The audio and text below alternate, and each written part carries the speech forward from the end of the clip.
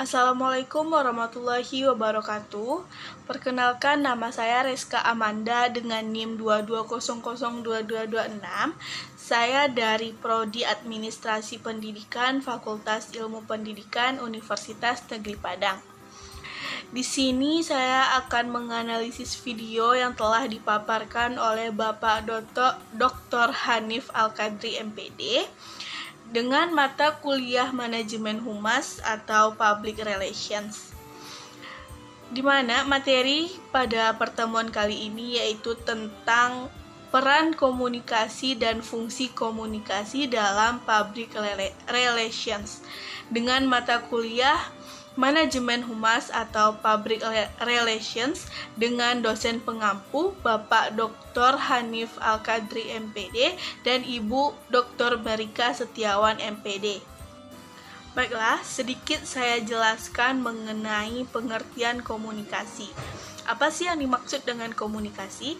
Komunikasi berasal dari bahasa Latin, yakni communis yang berarti sama. Komuniko, communications, atau communicare yang berarti membuat sama. Secara sederhana, komunikasi dapat terjadi apabila ada kesamaan antara penyampaian pesan dan orang yang menerima pesan. Oleh sebab itu, komunikasi tergantung kepada kemampuan kita untuk dapat memahami satu dengan yang lainnya.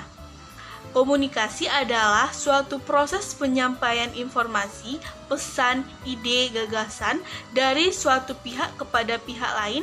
Pada umumnya, komunikasi dilakukan secara lisan atau verbal yang dapat dimengerti oleh kedua belah pihak. Apabila tidak ada bahasa verbal dapat dimengerti oleh keduanya, komunikasi dapat dilakukan dengan menggunakan gestur tubuh menunjukkan sikap tertentu. Misalnya, tersenyum, menggelengkan kepala, mengangkat bahu. Cara seperti ini disebut dengan komunikasi nonverbal.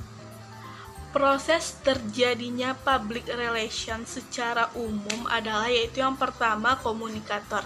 Komunikator adalah proses di mana komunikasi dimulai dari gagasan, ide, dan pembahasan persoalan, masalah, pikiran yang kemudian akan disampaikan kepada pihak lain. Yang kedua, adanya pesan adalah apapun yang dilakukan oleh media ataupun manusia, baik lisan ataupun tulisan, melalui kegiatan public relation di setiap lembaga itu sendiri, yang kita sebut sebagai sebuah pesan. Pesan yang disampaikan dapat berbentuk sederhana, tetapi juga memperbaiki pengaruhnya yang sangat besar, dan itu cukup efektif dalam memperbaiki sebuah persoalan atau masalah dalam setiap lembaga ataupun organisasi. Proses yang ketiga yaitu media. Media adalah segala bentuk yang berupa sarana, saluran, channel yang digunakan praktisi-praktisi humas di dalam pekerjaannya dengan tujuan untuk publikasi yang luas agar produk ataupun jasa yang humas pasarkan lebih dikenal oleh masyarakat lainnya. Selanjutnya adanya sasaran dari pesan yang ingin dituju. Yang terakhir, respon dari penerima pesan yang berbentuk dari komunikan. Selanjutnya ada bentuk-bentuk komunikasi di dalam public relations, yaitu yang pertama, komunikasi interpersonal. Di mana pengertiannya adalah komunikasi interpersonal adalah disebut juga dengan komunikasi antar pribadi. Maksudnya adalah komunikasi yang dilakukan dua arah atau lebih dengan interaksi secara tatap muka atau bermedia, dan biasanya feedbacknya langsung diketahui. Itu pengertian menurut Wood 2013. Pengertian berikutnya, komunikasi interpersonal adalah kegiatan aktif bukan pasif. Komunikasi interpersonal bukan hanya komunikasi dari pengirim pada penerima pesan, begitu pula sebaliknya, melainkan komunikasi timbal balik antara pengirim dan penerima pesan. Komunikasi interpersonal bukan sekedar serangkaian tanggapan-tanggapan, stimulus respon, akan tetapi serangkaian proses yang saling menerima, menyarankan, dan penyampaian tanggapan yang seolah-olah masing-masing pihak.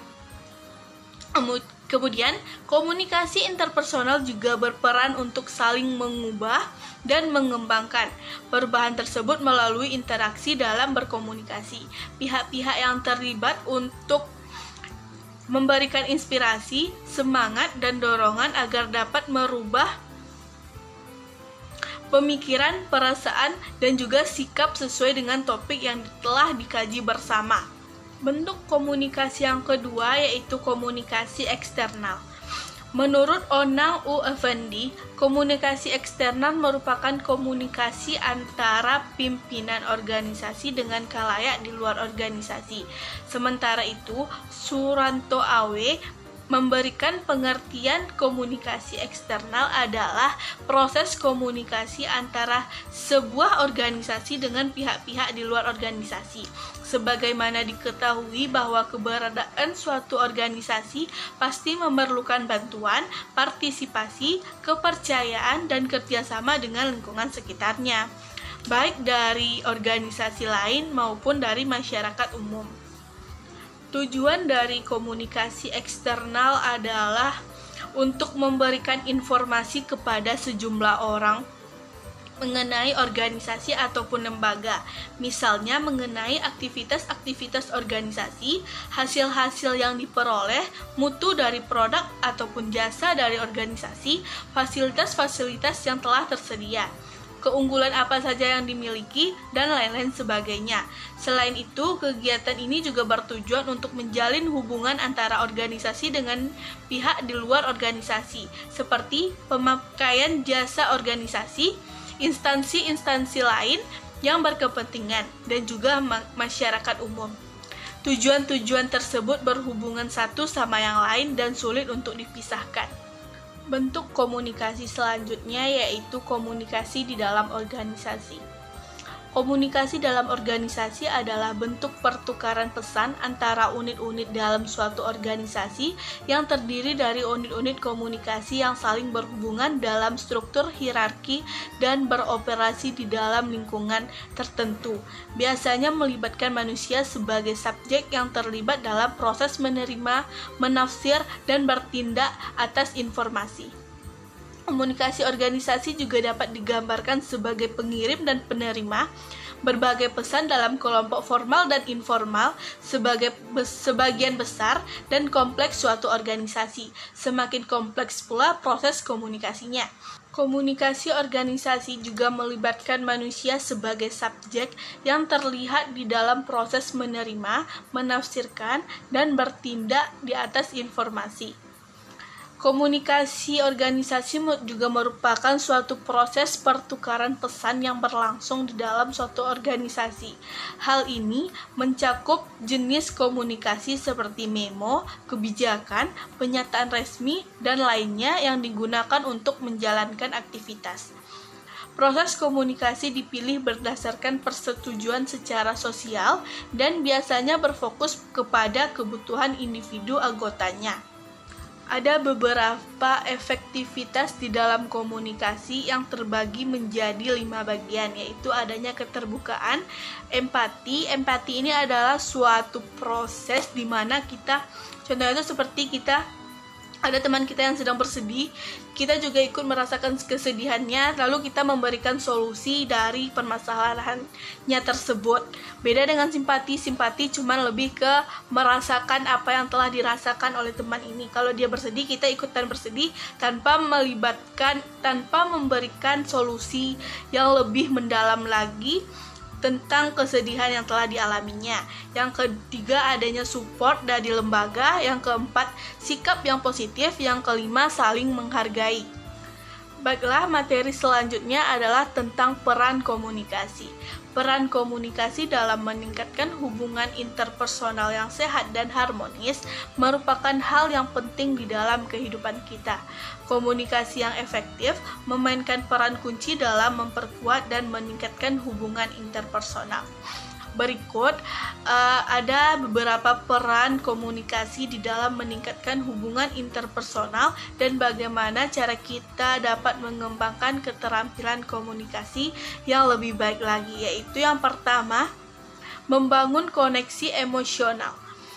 Maksudnya adalah komunikasi yang efektif memungkinkan kita untuk mengungkapkan perasaan, emosi, dan pikiran kita kepada orang lain. Dengan berbagai keterbukaan dan kejujuran, kita dapat membangun koneksi emosional yang lebih dalam dengan orang lain.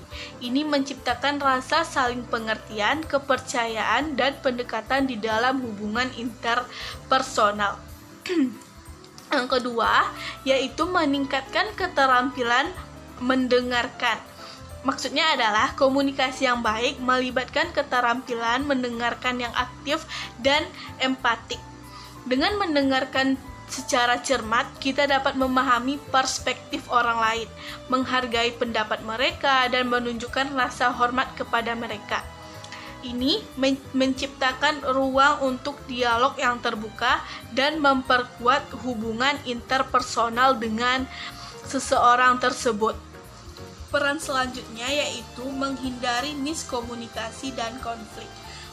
Maksudnya adalah salah satu peran penting di dalam berkomunikasi di dalam sebuah hubungan interpersonal adalah mencegah miskomunikasi dan konflik yang tidak perlu. Dengan berkomunikasi secara jelas, langsung, dan jujur, kita dapat menghindari kesalahpahaman dan ketegangan yang dapat merusak hubungan satu dengan yang lainnya. Keterampilan berkomunikasi yang baik memungkinkan kita untuk menyampaikan pesan dengan tepat dan mendengarkan dengan cermat, mengurangi risiko konflik yang tidak perlu terjadi di saat berkomunikasi berlangsung. Peran yang terakhir yaitu membangun kerjasama dan kolaborasi. Maksudnya adalah komunikasi yang efektif memungkinkan kita untuk bekerja sama dengan orang lain, menggabungkan ide dan upaya bersama untuk mencapai tujuan yang sama. Dengan berbagi informasi, berkomunikasi dengan berekspektasi, dan berkolaborasi dengan baik, kita dapat membangun kerjasama yang kuat di dalam hubungan interpersonal. Ini menciptakan lingkungan yang positif dan produktif. Materi yang terakhir yaitu mengenai fungsi dalam komunikasi. Ada dua fungsi yang telah saya temukan di dalam berkomunikasi, yaitu yang pertama sebagai penyampaian informasi. Di dalam manajemen humas atau public relations bertugas untuk menyampaikan segala informasi yang penting mengenai organisasi kepada publik. Penyampaian informasi ini diharapkan publik dapat memahami sudut pandang organisasi tentang suatu isu atau permasalahan tertentu. Yang kedua, public relations atau humas sebagai pencari informasi, yang bertugas untuk mencari segala informasi yang berkenaan dengan opini publik tentang organisasi, seperti pendapat, keluhan, pemikiran, kritikan, pujian, serta kepuasan, dan lain sebagainya.